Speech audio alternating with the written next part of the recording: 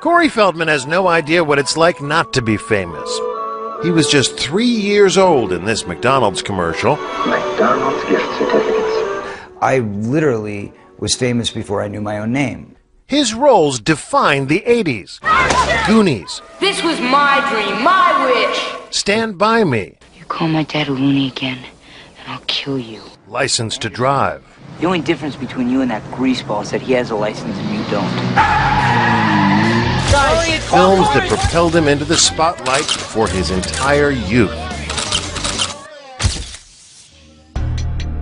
But being famous so young, he says, caused serious damage to him and his friends. Do you feel like you missed out on a normal childhood? What childhood? I don't know what that means. A lost childhood and a loss of innocence. He blames the adults, not just those looking to profit from charming children, but also some with far more sinister motives. I can tell you that the number one problem in Hollywood was and is and always will be pedophilia. That's the biggest problem for children in this industry. The casting couch even applies to children. Oh yeah. Not in the same way. It's all done under the radar. Nobody talks about pedophilia. It's the big secret.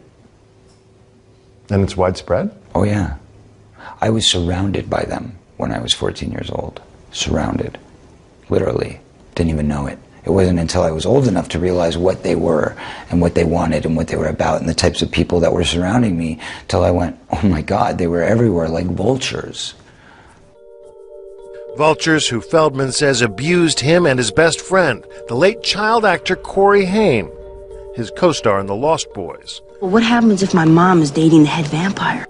Feldman says the trauma of that pedophilia contributed to Haim's death.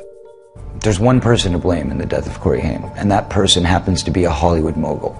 And that person needs to be exposed, but unfortunately I can't be the one to do it. But the person that knows who did it and knows who he is watching right now, I guarantee you. Yeah. Intriguing. Yeah. There was a circle of older men that surrounded themselves around this group of kids. And they all had either their own power or connections to great power in the entertainment industry. Feldman won't name names. And he admits his friend had a struggle with addiction, which he says was a mechanism to cope with his demons. It was a symptom. It was a symptom, correct. Are we in it? In 2008, the two Coreys confronted each other on their reality show about the dark past they shared. You let me get around in my life, man, raped, so to speak, when I was about 14 and a half, and I'm saying this right now. What'd you do, man, when you saw that going down when I was 14 to me? What'd you do? You knew about it. You want to talk about the truth? Okay, well then let's talk about the truth. I was being molested at the same time by somebody else. What'd you do? You know, there's a lot of good people in this industry, but there's also a lot of really, really sick, corrupt people in this industry. And there are people in this industry who have gotten away with it for so long that they feel they're above the law. And that's got to change. That's got to stop. We contacted Corey Haim's mother. In an email, she said, "I'm not willing to discuss or respond to anything Corey Feldman has to say. I wish he would talk about himself only and leave my son out of it." Is there a dark side to child stardom? Definitely. I think a lot of kids don't really want to do it. I think that the parents want to do it more than the kids. Chris Snyder says for most child stars, it's the parents that can cause more damage. And he would know, having managed with his late boss Iris Burton some of the most iconic child stars, including Feldman, River Phoenix, and Drew Barrymore. The biggest problem in the whole thing is when the parents start to live through the kids and quit their jobs and buy expensive houses, buy expensive cars, and the parents aren't understanding it's not going to go on forever, and it just wrecks everything. Feldman's parents managed his career until the money came between them. I got legally emancipated by going to the Producer's Pension Health and Welfare Plan myself at 14 years old and saying, what were my earnings and what's left? Earnings, by the time I was 13 years old, $1 million, which is really not that much money, but in those days it was. You know, in the late 70s, early 80s, that was a good chunk of change. And how much was left? $40,000.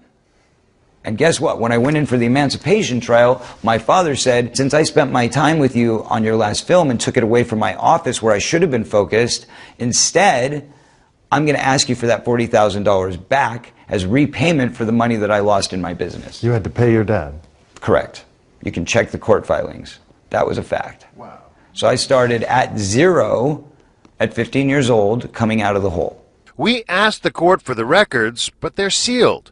In a statement, Corey's father, Bob Feldman, told us any money that the court awarded is a fraction of his claim. And this was a reimbursement for strictly professional expenses, for instance, private school, a publicist, professional wardrobe, traveling expenses, and lots more. This helped to save his career while he was in trouble with drug problems. I thought I was doing the best for my son, and I am always here for him.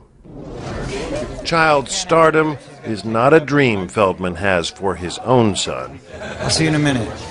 He is, after all, one of the few stars who doesn't let his child get photographed on the red carpet. Would you ever put your own kid into the industry? No, absolutely not. Never? Never.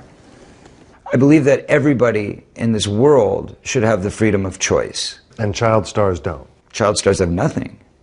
They have nothing. They have no choice. I was never taught how to have a family. I was never taught how to raise a child because I wasn't raised properly.